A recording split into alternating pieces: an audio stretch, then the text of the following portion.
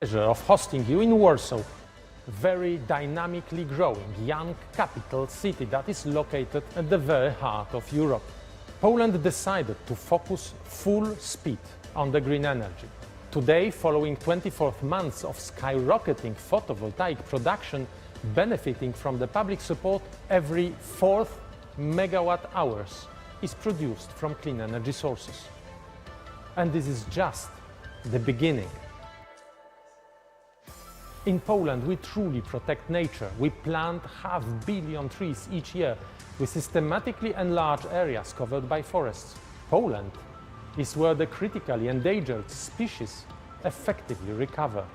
Now we focus on development of environmentally friendly and innovative technologies, on new jobs, new industrial sectors. We put climate-friendly transformation as a top priority. Historically tied to coal and condemned to monoculture. Today we say wind, sun, nuclear, gas and hydrogen.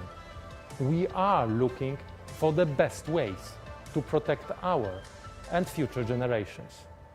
Ladies and gentlemen, we all have a common goal: strengthening the transatlantic energy security and building a climate-neutral economy. This goal will be guiding our discussions, which I hope to be both passionate and constructive. Only together, among political and business stakeholders, we can shape effective and viable solutions. I wish you fruitful discussions and pleasant stay in Warsaw.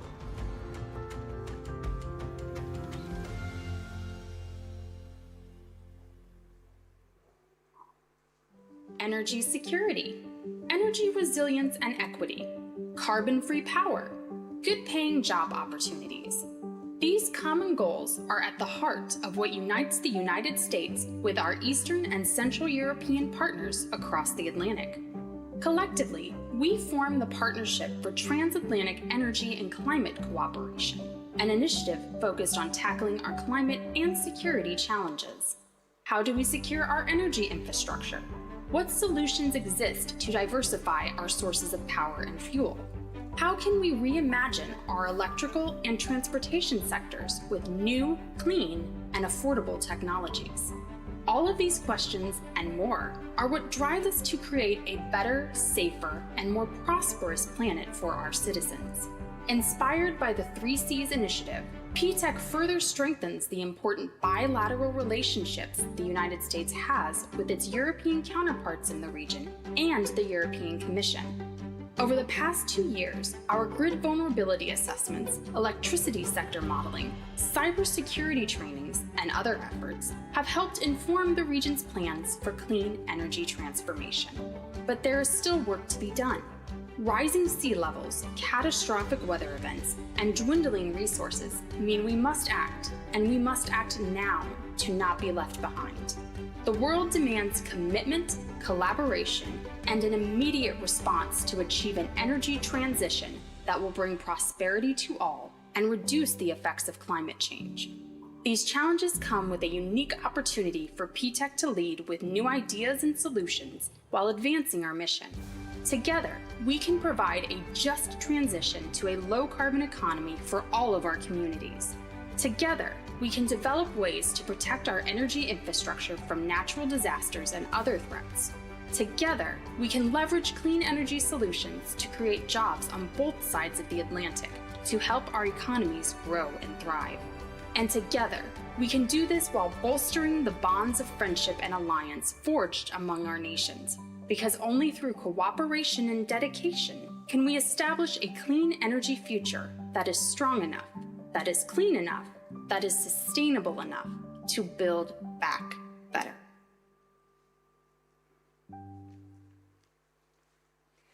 Ladies and gentlemen, it's now my great honor to introduce the host of our P-TECC program for today, His Excellency Mr. Michał Kurtyka, Poland's Minister for Climate and Environment. Your Excellency.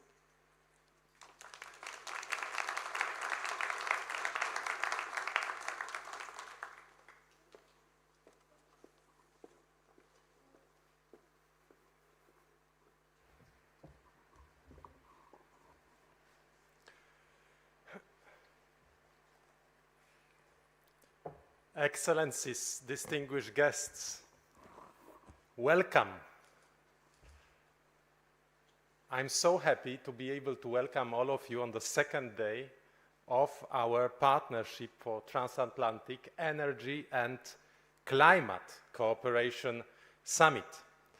And we are here in a truly symbolic place in this regard after the first day, which was focused on business exchanges and business opportunities. Some of us, some of you already know because you have been here yesterday, but I think it's worth reminding. This place has been created in 1897, more than 100 years ago, as the most modern vodka factory at that time in Europe. We were proud of producing 250,000 bottles of vodka a day. Then it became, in the 20s, national mind. We produced here coins, so money. And in a very symbolical manner, I think, the yesterday meeting was producing ideas. So as you can see, that's our Central European particularities, from vodka through money till ideas. But I believe that we can also somehow reverse the order and we can move forward with the money. Vodka as a toast at the end. So it's a great pleasure to see you in such a symbolic, such a exceptional in a way place, and such a pleasure to see so many distinguished excellencies coming from all over Europe, and of course welcome very much to Secretary Jennifer Granholm from Department of Energy, who didn't spare her efforts to come here, because that's during COVID time really complicated. So my big thanks to all of you for coming here, because for this energy transformation we need human energy. And we need you, we need exchanges, we need to discuss together. And yesterday we had very interesting discussions. We saw how many business and financial opportunities we have while changing our industry and cities into climate neutral. Just to remind us all, the International Finance Corporation estimates at $23 trillion in climate smart investment opportunities only in the coming decade. And now it's up to us, representatives of governments, to exchange how to make full use of these opportunities. And P-TECC cooperation has been started with the idea of securing energy supplies. You all remember that in 2018, then we met in Vilnius, in Sofia. So energy supplies in the region, strengthening ties between both sides of the Atlantic Ocean. But today, a month before COP26 summit in Glasgow, we reached a conclusion that apart from talking about hard energy security, we need to talk more about its climate dimensions. And I repeat, it's a great honor to me that the enlargement of our cooperation with climate dimension will take place in Poland, the country of the highest transformation needs, yes, indeed, but equally high ambitions. And in many aspects, challenges that we are facing in Poland are also common to our region, to 3 Seas, to Western Balkans, to our friends from Ukraine, Georgia. That's the particularity of our history. That's our heritage, that's our challenge, but that's our opportunity. And when we face this heritage, I think we need to take into account 4 bottlenecks, which I think in different proportions we share. First, it's a question of available financial resources. We must mobilize enough capital in order to be able to move towards this capital-intensive revolution. Secondly, and this is why we decided that our energy policy will be over 20 years' time. That's the first time that we decided to go for such a transformation during 20 years' time. Why? Because we need time. We need time for social ecosystems to adapt. And here again, very interesting particularities of my country, of Poland, and for those of you who know Silesia, Katowice, a very industrial region, 4.5 million people working in a perimeter of only 100 kilometers, out of them 500,000 in industries. This system cannot change overnight. And that's not only a question of technicalities, that's the question of people adaptation awareness.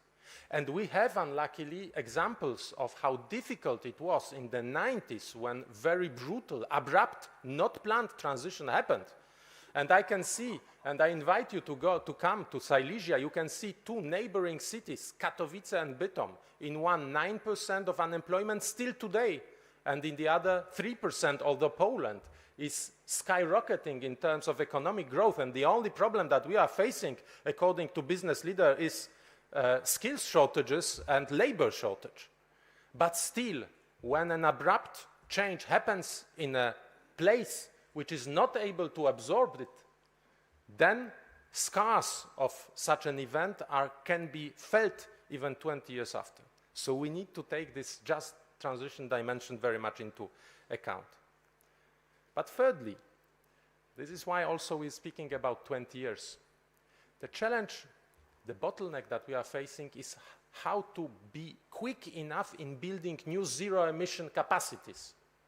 That's not phasing out coal, which is the bottleneck. That's building the alternative, which is the bottleneck.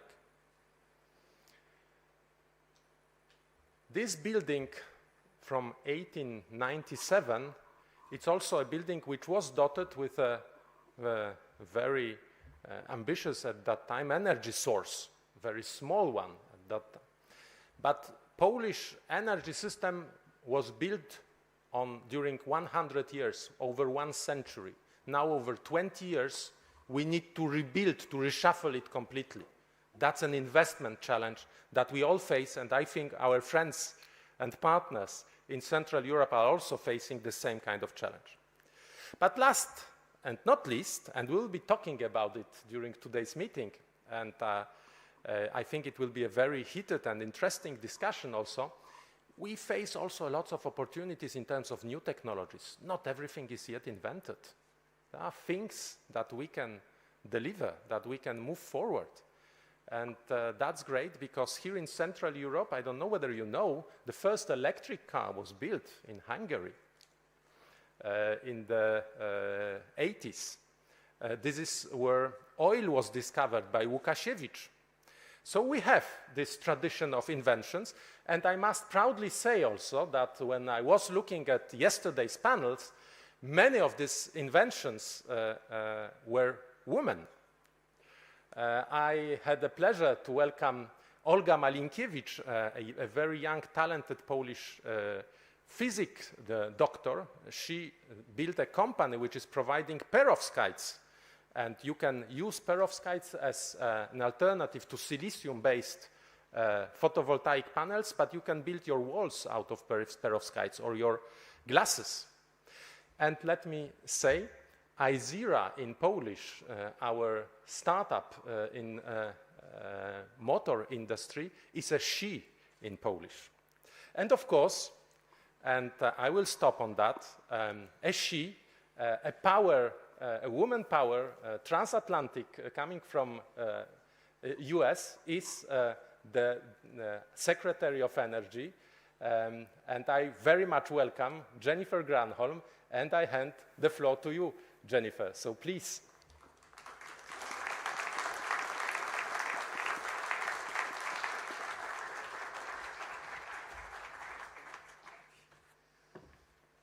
Well, thank you so much, Minister Kurtyka, first of all, for hosting us, for your great vision and leadership.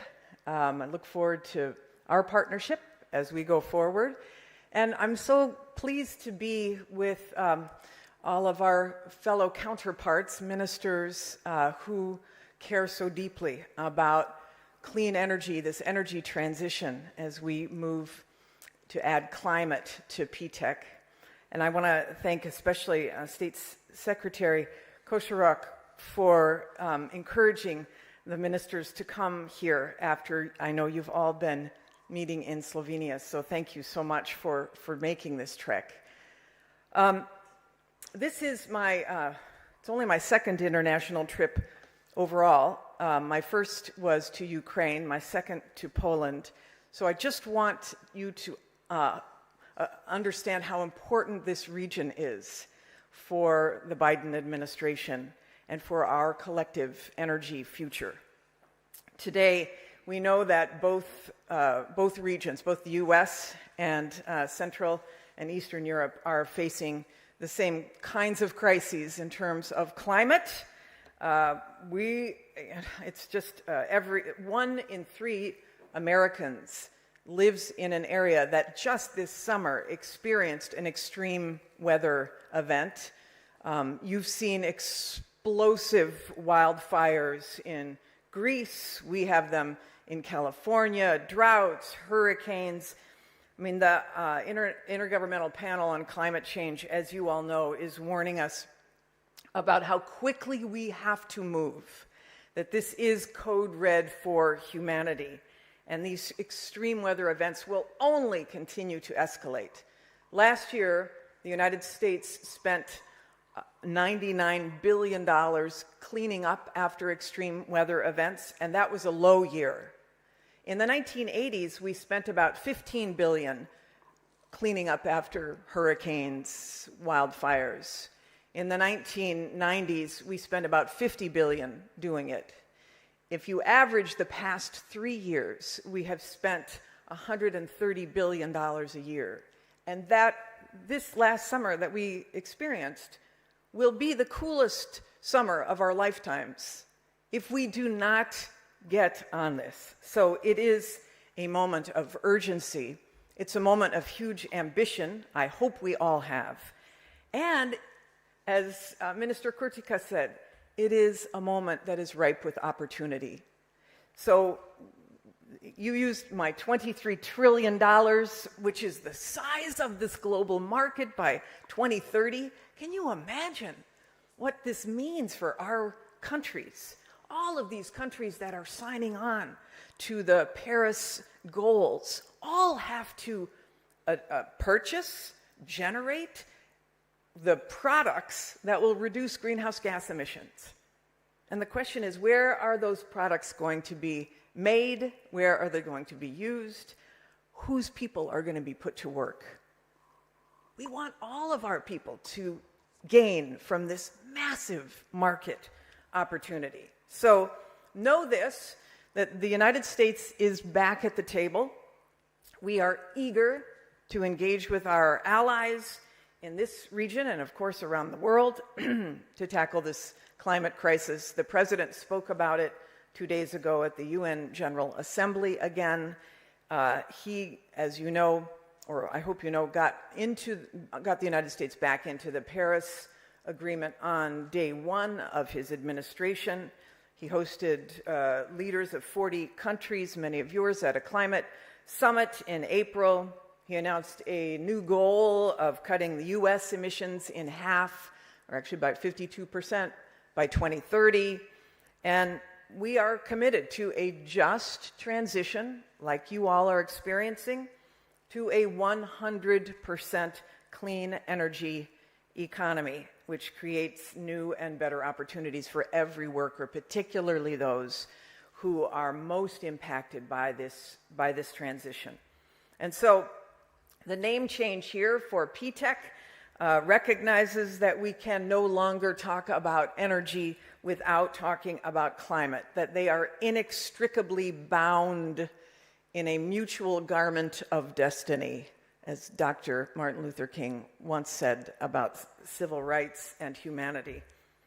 It means that our working groups will continue, but with a focus on low-carbon solutions. It signals our strong support for the 3 Cs initiative, which of course inspired the creation of P-TECC, and our desire to continue close coordination with the European Commission.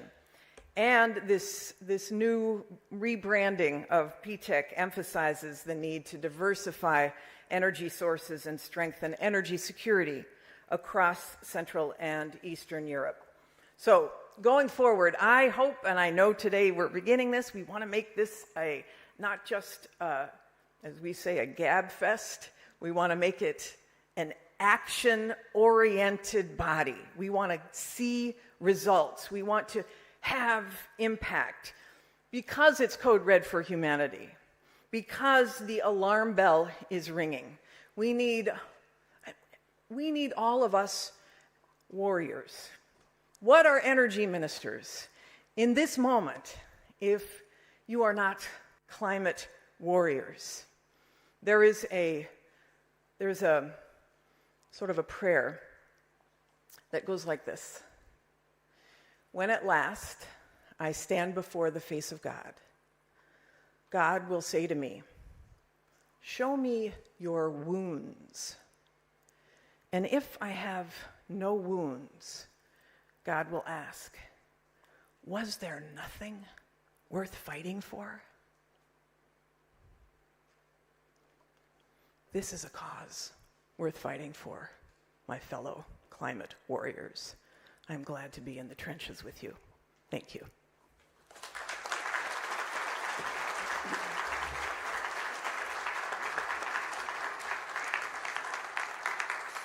Thank you very much, Madam Secretary. And now it's my great pleasure to introduce His Excellency Mr. Blaž Košorok, State Secretary at the Slovenian Ministry of Infrastructure and representative of the Presidency of the Council of the European Union.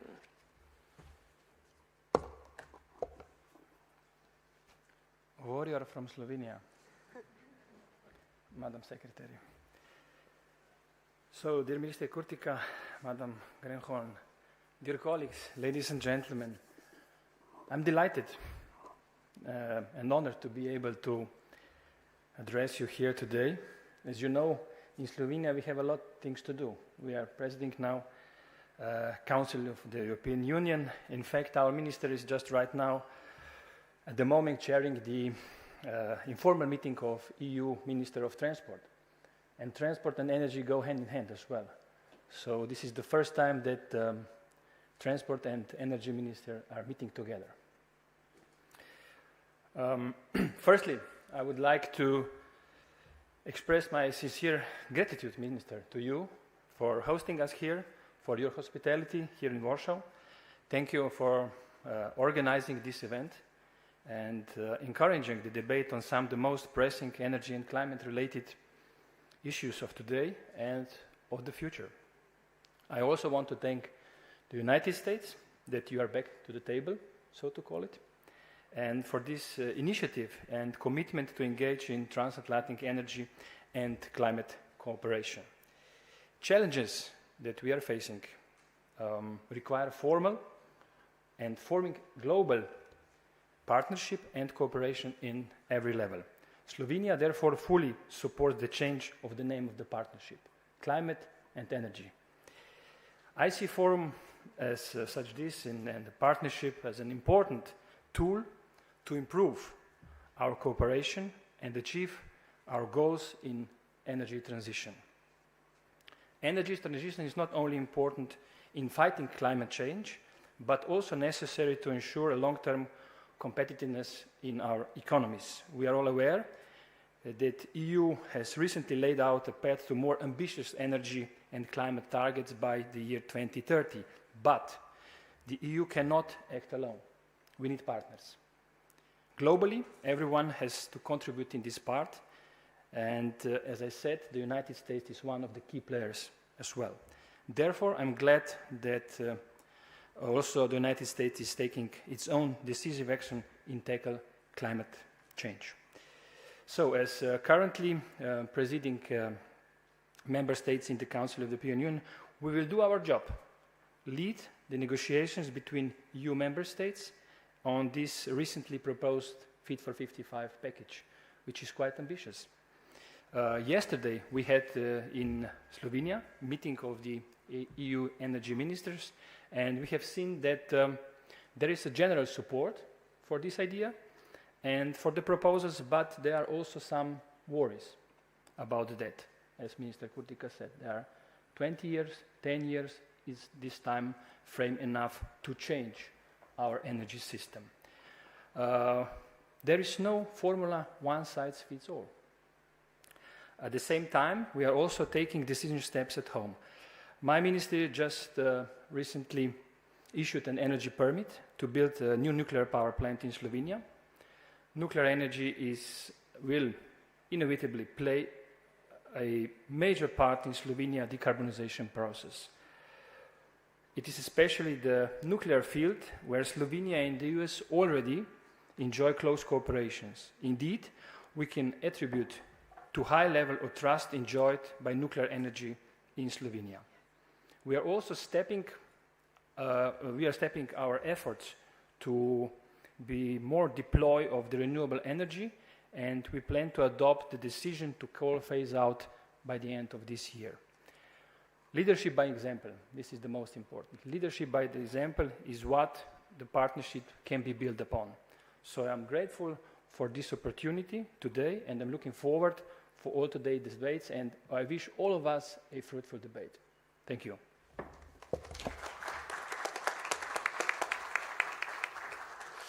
Thank you very much, and now we would like to invite the ministers for our opening plenary session to the stage. Your Excellencies.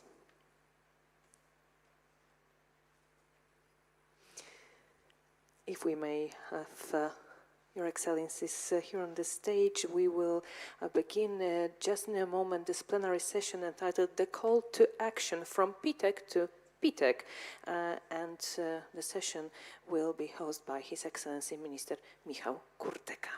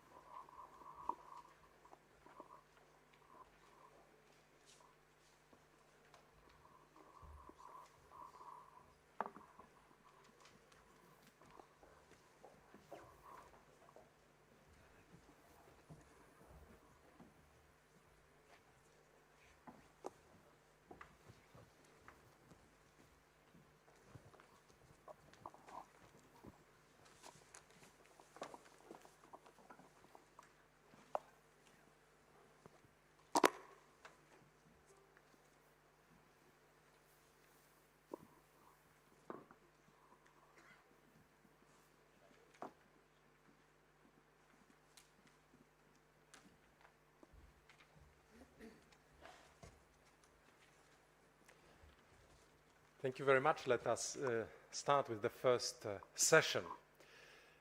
Let me first say that the most important aspect of the P-TECC works in the last years, and it was said, was security of energy supply. We have been discussing in this group how we can lift all the risks connected to functioning of a traditional energy system and secure stable and affordable electricity supply coming from various generation technologies. That was what we were working on.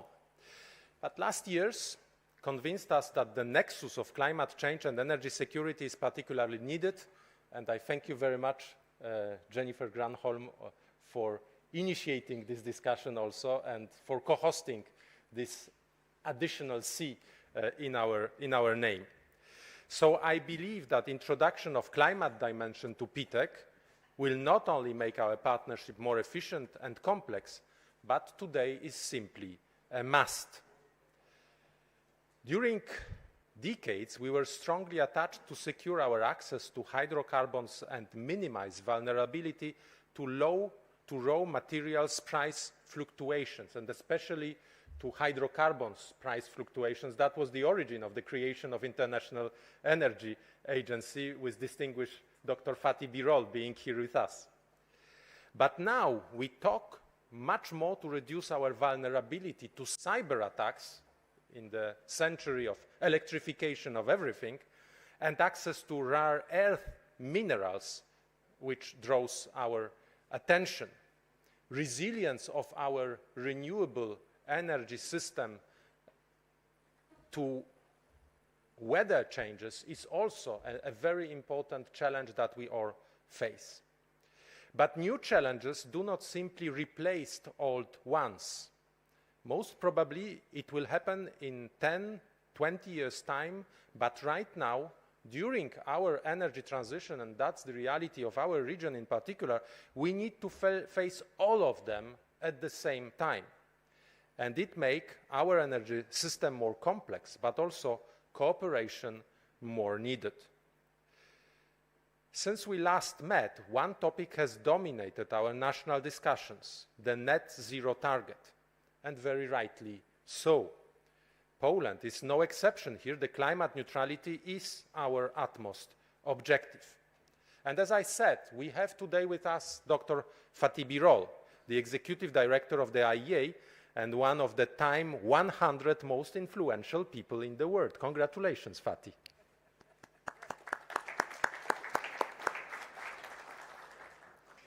In May this year, the IEA published the Net Zero by 2050 report, which was widely commented worldwide.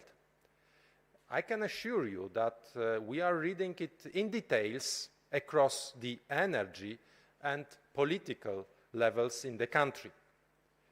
Of course, we may have different opinions on the pathways to the goal, but the net zero objective itself is not contested. Net zero target that doesn't compromise security of supply and affordability is what we all want to see as soon as possible. 2/3 of emissions in the world come from the wider energy sector. 80% of world energy is still fossil-based. Therefore, solutions to our climate concerns shall focus on the energy transformation in the first place.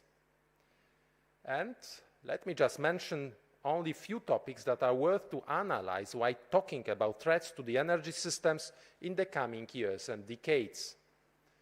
Climate resilience of the energy systems, acute hazards and chronic hazards, energy security in the transition, how to make work together in parallel traditional and new energy sources, interdependent system vulnerabilities. Again, electrifying everything means that we will have much more complex system between transport, heating, smart home, smart city, and energy system. That will be a very big challenge in terms of systems vulnerabilities. Among climate and extreme weather occurrences, there are a lot of phenomena that we had already struggled with for decades, but we see them increasing in frequency and severity now. No doubts that climate change is also part of it.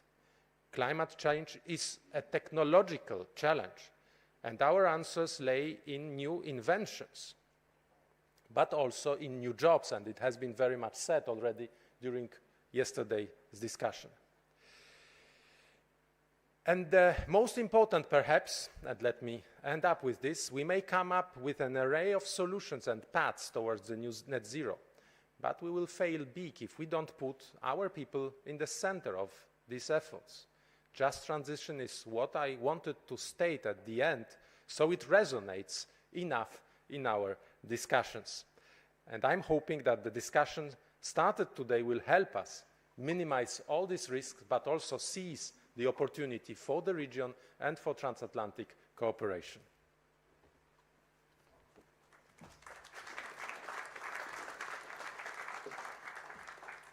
And now we would like to invite to the stage His Excellency Dr. Fatih Birol, the Executive Director of International Energy Agency.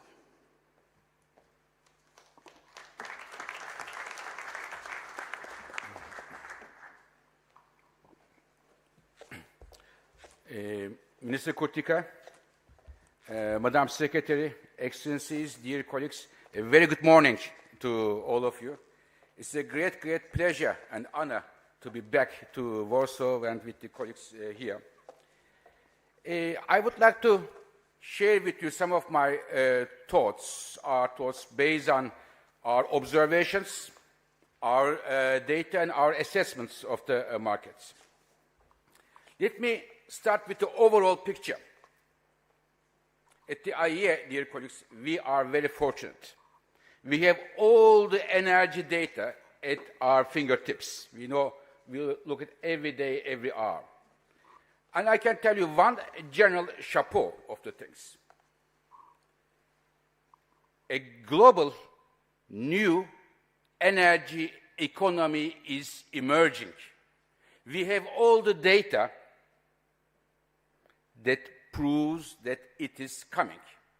It is not a wishful thinking. It is not an ideological statement. It is coming.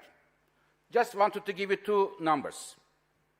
Last 2 years, more than 90% of the new power capacity in the world installed, it was renewables. More than 90%. And this is not happening only in Europe or United States, in China, India, Vietnam, wherever you look at it, across the world. This is number one. Another data. Only a few years ago, 1% of all the cars sold in the world was electric cars. And it is now more than 5%. And only last week, I was in a meeting. I hold a meeting with the 20 largest car manufacturers of the world, 20. 18 out of 20 car manufacturers said electric cars are the top priority for their manufacturing lines. And some of them are, by 2030, only and only produce electric cars. Why are they doing this? Those car manufacturers, they are the same companies. Did they suddenly fall in love with climate change? Yes, some of them understand the challenge of climate change and want to be right side of the history. But at the same time, they are seeing this as a business opportunity. It is not only to save the world, not only save our climate, but also a business opportunity. So, a new energy economy is emerging, and all the data is here. I can go and go on. We see all the numbers coming through, and clean energy transitions are happening. Yet, today, in Europe, we are seeing, and many parts of the world, but especially in Europe, high gas and electricity prices. And some look at the problem, in my view, in the wrong place, and in an irresponsible and not adequate way, think that this is the issue of the clean energy transitions. It is completely wrong. It is completely wrong. It is a matter of not being able to have the right market design, couple of outages, and the major supplier of gas to Europe could use this as an opportunity to underscore that it is a reliable supplier, but by increasing the production. So therefore, please be careful. Look at the data. Data shows that to put the responsibility at the door of the clean energy transition is completely wrong, and you would have a right diagnosis and therefore a wrong treatment. Now, having said that, clean energy transition is not, as I said yesterday, not a rose garden. Even in a rose garden, there will be thorns and you will have wounds. We will have these wounds, but governments are there to take care of them. Governments need to make sure that how the vulnerable segments of the population are taken care of through different fiscal and labor policies and reduce the volatility of the markets. This is government's job, government's and regulators' job to reduce the volatility. Now, when I mentioned the renewables are growing, as Michael also mentioned, if the share of intermittent renewables, I put the hydro aside here, let's don't forget the hydro as a reliable supplier, more than 25% of the total electricity generation, then we have to think of how we integrate this to the markets. And this is a big job for many. And we have the German State Secretary, I'm sure he will tell us, and many others, to how to integrate the growing share of solar and wind in the days of no sun and no wind. It's a huge, huge electricity security issue where IEA has huge expertise. Now, this brings me to another, talking about Germany. I am sorry, Mr. State Secretary, I will talk about a few words on nuclear power. Now, in the countries where it is accepted, I certainly believe nuclear power has an important role to address the climate change and provide electricity security. In Europe today, we have 20% of our electricity coming from nuclear power. And with the current policies, if the policies do not change, it will go down to 5%. This will have huge challenges. Coal is going down, should go down. Nuclear, of course, 20% to 5%. How are we in Europe going to balance the markets, secure electricity, and keep the prices at affordable levels? This is a huge challenge that we have to think of tomorrow. And in that context, I believe nuclear can play a role in the countries where it is accepted, a very, very positive role here.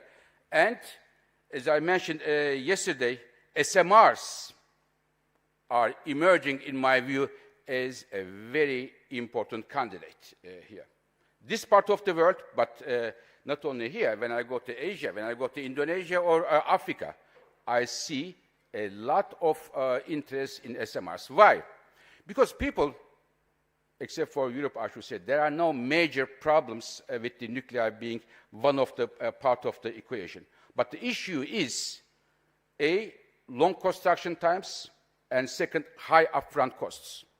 And here, SMRs are ready to be a part of the solution. With shorter construction times, lower upfront costs, and providing flexibility, and also, in addition to generating electricity for hydrogen, for heat, it's a very important option. And here, if I may, we have many ministers and regulators here.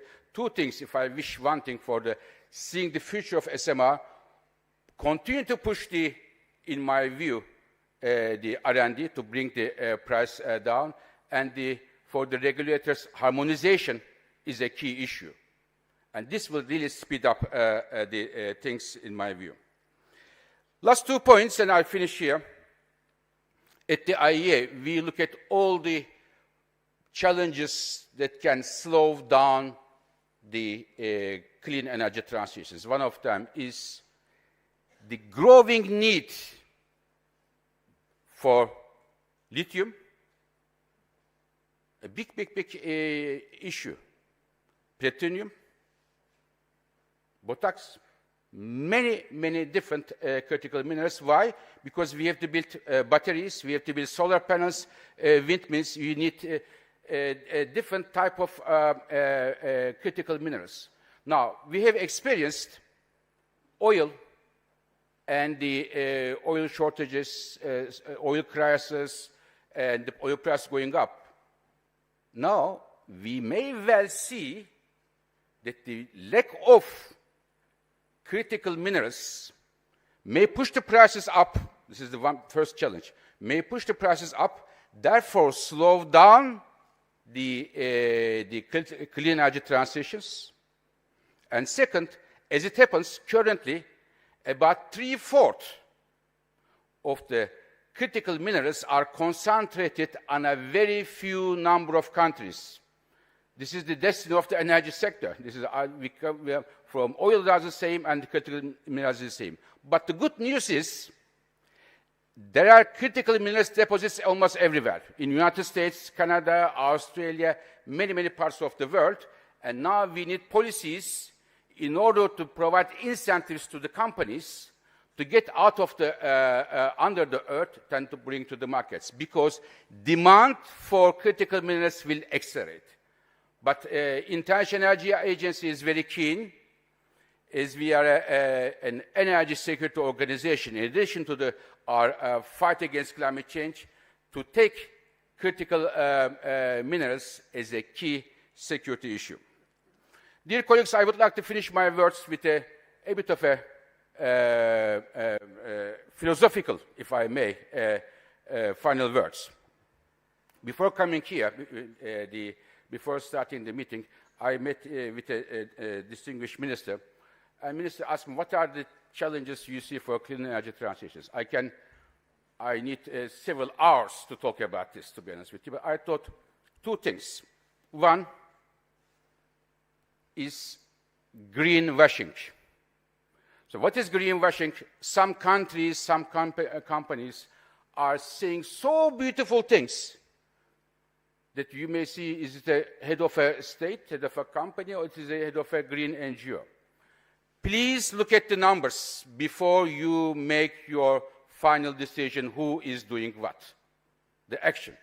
The greenwashing is very important. This is one. The second is, I would consider it under the title of dogmatism. I don't know if you have this word in English, dogmatism, which is some people think we can fix this climate problem, net zero, only with the technology that they are in love with. I love solar. I love renewables, 100% renewables. The others say, I love this technology. We don't have this luxury. We don't have the luxury of choosing, look at the numbers, choosing this or that technology. We need all clean energy technologies, nuclear, carbon capture and storage, electric cars, renewables, efficiency, all of them. This is, I feel it very, very bad that people like this, push their own technology. The issue is, dear colleagues, not to boost our egos, but to reduce the emissions. We shouldn't forget this. I thank you very much for your attention. Thank you.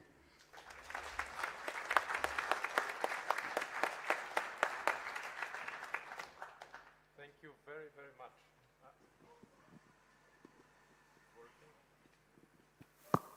Is it working? Yes. Thank you very, very much, Fatih.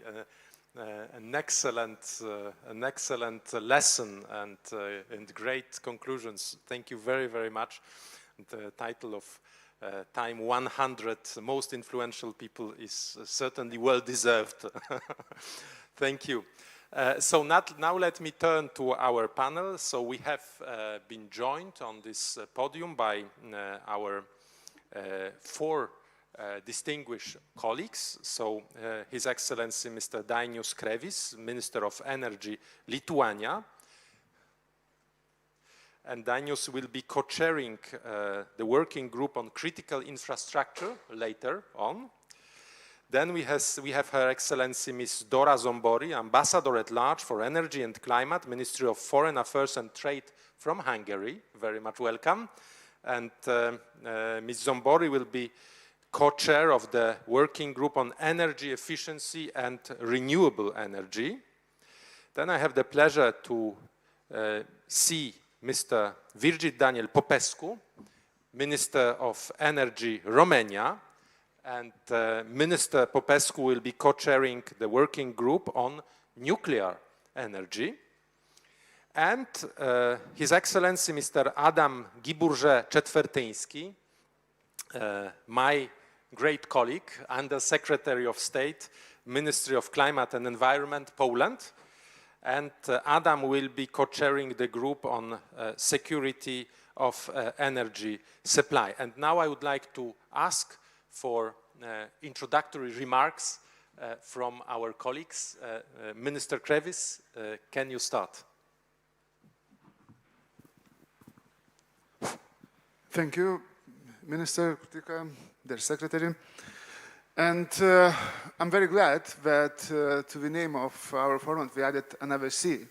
And this shows the importance to combat climate change and direct relation to energy security questions.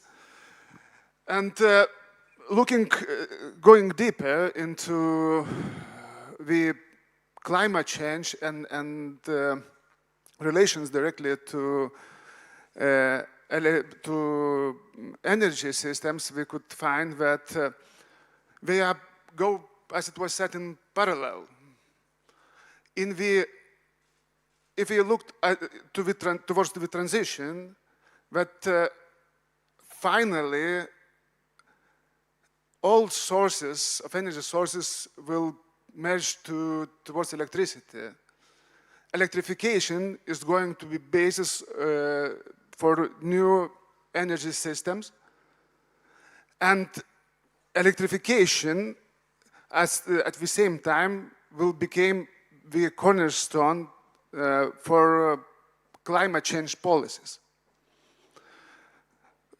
Let's look, when we look towards future generation, energy generation, electricity is the basis, and removal of all other pollutants, oil, gas, and finally, everything will, as I mentioned, will merge towards electricity.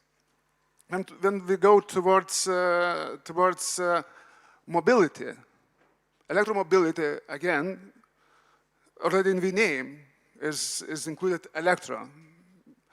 That means cars are going to being powered by electricity. Hydrogen, yes, but hydrogen as well, clean hydrogen will be produced from electricity. When we go to industrial transition as well is going to be based on electricity. So electricity is cornerstone. And when we look towards the issues related to the energy systems and climate change, we see that three main challenges and solutions are the same. First of all is connectivity.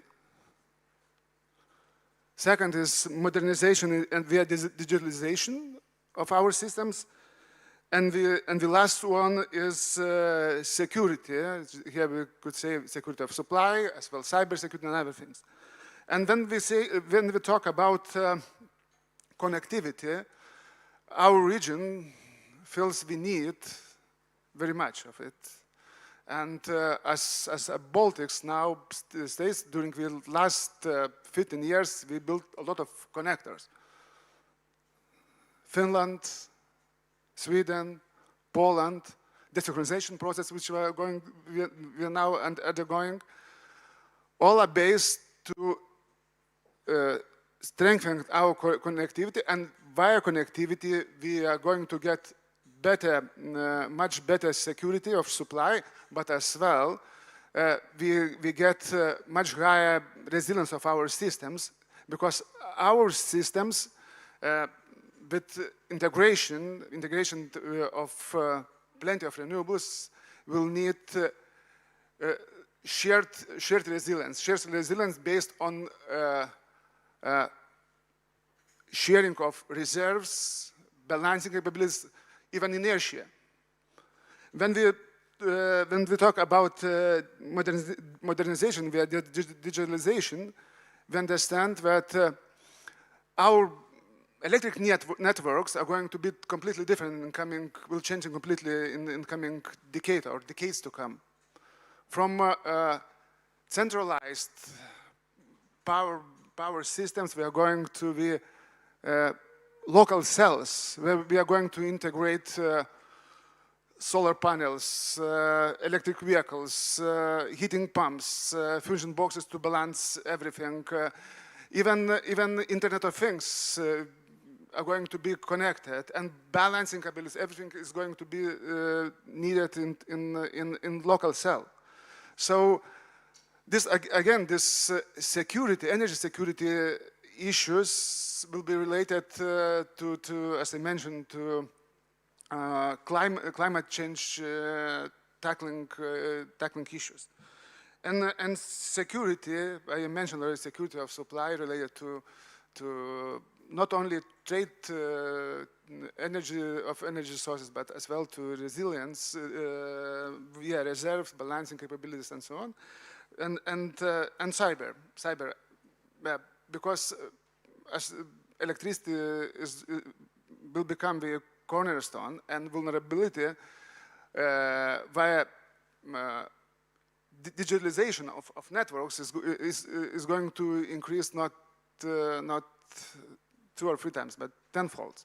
So, and we need to address properly this challenge, and we are going to discuss today in deep this issue. And finally, I'd like to admit what the Secretary said and Mr. Biroli said, that climate change is an opportunity. It's not only a war, but it's an opportunity for our businesses, for job creation, and we need to use it. And I'm very happy that we could discuss this issue here today, and I'm very glad that we added another C to our name of our format. Thank you. Thank you. Thank you very much, Minister. We were joking last week that you are coming to Warsaw every week right now, in fact. So we have a very intense collaboration going on. So that was another opportunity for us to meet. Very much welcome. Great remarks. Thank you very much. Let me now turn to Ambassador Zombori. Ambassador, the floor is yours. Thank you, Minister Kurtika. Madam Secretary, dear colleagues, distinguished guests, I'm honored to represent Hungary today. Hungary has been very supportive of the P-TECC initiative from the very beginning, and personally I was lucky to be there at its creation in Washington, D.C., and I'm really glad that the US administration decided to take it forward and expand it with climate. Hungary strongly supports adding climate to the P-TECC initiative, because it's hard to talk about climate without talking about energy, as Madame Granholm said. We believe that there are broad opportunities for deepening our cooperation and to work towards achieving the Paris climate goals. And as the co-chair of the Energy Efficiency and Renewable Energy Working Group, we are ready to continue our cooperation and to bring the initiative to the next level. P-TECC could provide a platform where member states could exchange views on current challenges and could try to find solutions together. But most importantly, we believe that P-TECC should be a platform for innovation, to not only to talk about innovation, but to come up with new solutions. And therefore, we propose to really pursue a concrete outcome for this initiative, to make it an action-oriented body, as Madam Secretary said. And we propose to create a science fellowship for P-TECC fellows. Here we could enhance our efforts to work together on new solutions. And we do have the innovative spirit in this region. And together with our US allies, I believe we could really come up with something. As Minister Kurtika said in his remarks, Hungary was a place where EV was invented. Maybe we could come up together with a new solution, which will immensely help us towards the way to reach net zero. And it's really up to us. And Hungary is ready to pursue this goal and work together with P-TECC countries and US allies. Thank you. Thank you very much, Ambassador. Thank you for underlying this scientific dimension and for proposing also the fellowship. Thank you.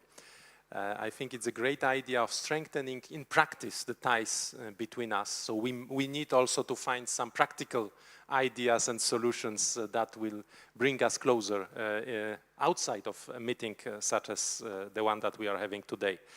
Let me right now turn to Minister Popescu. Minister, you are co-chairing the group on nuclear energy, and nuclear has been very much advertised already today.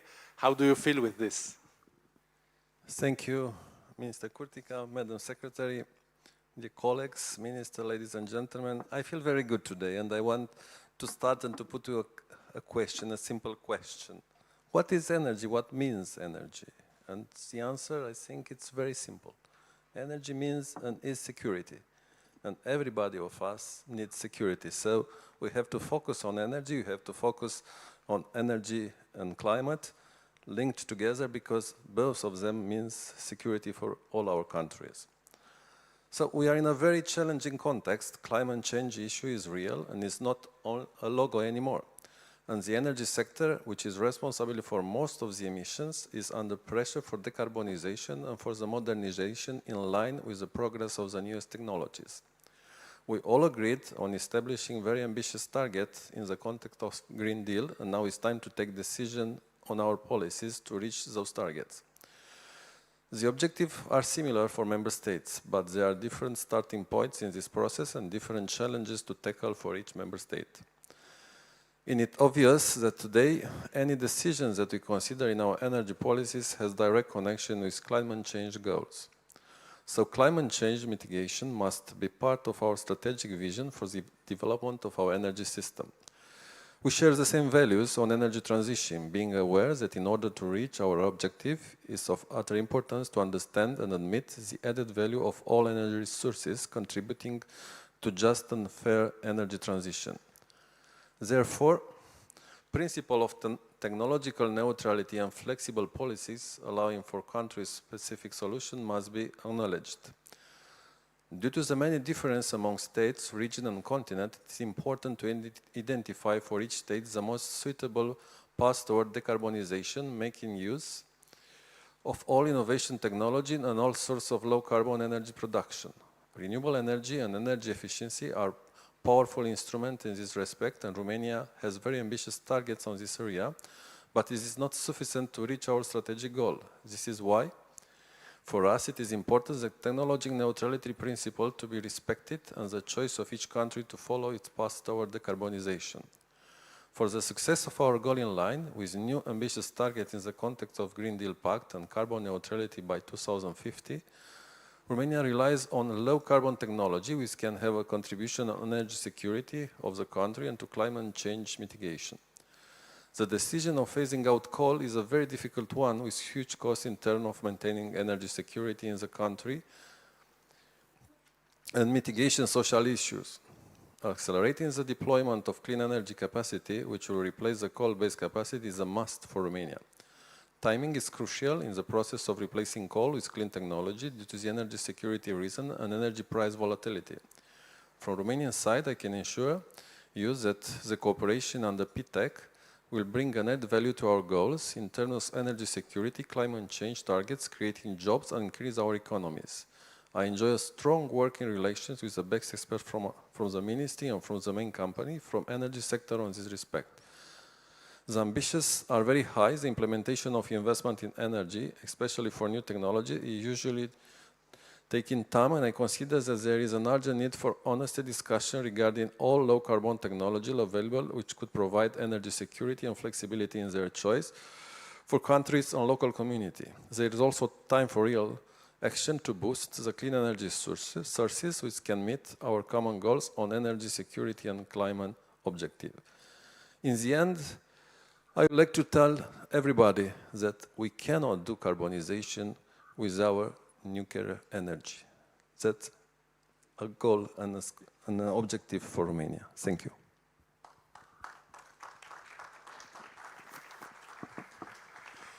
Minister, thank you very much for a very strong statement and the conclusion that we share.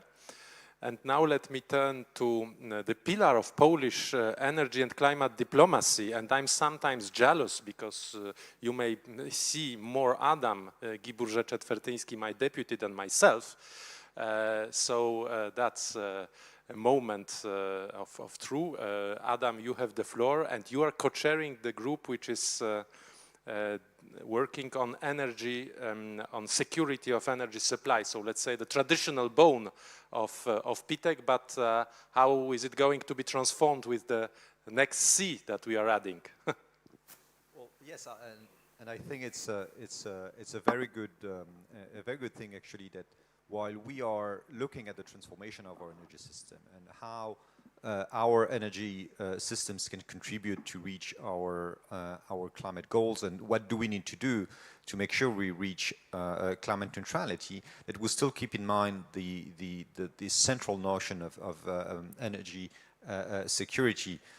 We know that this is we need energy for our societies to function, for our economies to thrive, and the transformation we are undergoing is creating also new challenges for the energy system. A lot of these challenges were already hinted to in the previous comments, but we see in particular, and Fatih mentioned that in his speech, the integration of renewables, and in the current context of high gas prices, when gas is playing that role of supplying the energy needed when the wind doesn't blow and the sun doesn't shine, is raising new questions and new challenges. We've been working very hard in the region and also with the support of the US on the diversification of supply for gas in Poland, in Croatia, and that's also very important. But we also need to think further ahead in the transformation into the technologies that will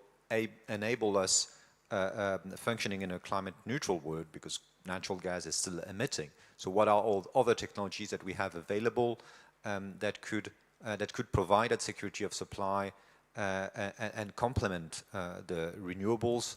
We're looking at hydrogen, we're looking at CCS, certainly a number of other technologies. There are also other challenges that were referred to, in particular when it comes to grids. Moving to a more decentralized system is also bringing its own challenges in the functioning of our energy systems, in the integration of these new sources of renewables, like we have for a number of countries in the region, ambitious plan to develop offshore wind energy. That also will require heavy investments in our grids. But what we've seen in the recent years in Poland with the tremendous growth of prosumers, where we grew in the past 5 years from a couple of thousand people to 600,000 people with installations on their rooftops, is also bringing challenges for the grids, and that's new elements which we need to take into account in our planning. So I will be, very happy to co-chair that discussion on the security of supply with Dr. Emily Grubert from the Department of Energy, and very glad to have this discussion with you later in the day. Thank you very much. Thank you, Adam. And now let me turn for the closing remarks of Secretary Granholm. Great. Thank you so much. As we move out now, we're going to be talking and breaking into these groups and really creating the action plan. And I just want to say two things from what I've heard here on our responsibility as the United States. Two things that came immediately to mind as you were speaking. Number one is it is really hard to do the integration of the grid, both with renewables and distributed resources, as well as those who want to interconnect to Europe. All of that technology associated with the grid, we want to be able to help on. And I know sitting here, we have Dr. Martin Keller, who is, aren't you there? Yes, from the National Renewable Energy Lab at the Department of Energy. I just wanted you to have eyes on him, because his department, his laboratory, the Department of Energy in the US has 17 national labs. One of them is the National Renewable Energy Laboratory, and they are doing amazing work on helping for our country, obviously, to do the roadmaps that are necessary to get to our goals, but they are also incredible technical assistance providers, both inside and outside the United States. So that's number one. I wanted to give a heads up to Dr. Martin Keller. Number two, on the Science Fellowship, we're very interested, obviously, in what's coming up, what's next in terms of technology. Because there are things that we don't even know today, sitting here in 2021, that will be available in 2030 even, or 2035. That's why the work at the labs, it's so important to focus on deployment, but it is also so important to invest in research and development. And we want to be able to share what we are learning in the same way we want to learn from what you are learning and you are researching. So two of the things that we have put out as what we call big, hairy, audacious goals is to reduce the cost of, for example, clean hydrogen by 80% by 2030. It's our hydrogen earth shot. We don't know what those solutions will be, but we have great minds all over working on it, and we want to work with so many of you who have expressed an interest in hydrogen as well.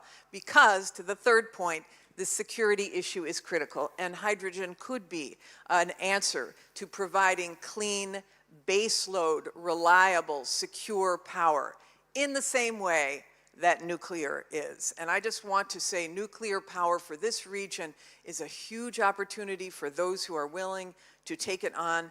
And so the final point for our help, for our piece of action, is that we would like to have conversations with countries about how to help finance, how to help set up, if you don't already have it, a nuclear opportunity, I'll say, whether it's a small modular reactor or an AP1000, a larger reactor. We are eager to help forge those partnerships as well. I know we're having conversations already with a few of you, but we believe in the same way that Dr. Burrell said, the fact that Europe is going from 20% nuclear to 5%, that is an alarm bell as well. And so we've got to up our game in clean, dispatchable, secure power. So with that, we're going to be in it. We want action. Hope you do too. Let's go and do this. Thank you. Great. Thank you very much. Thank you very much, Your Excellencies. Thank you very much for this opening session.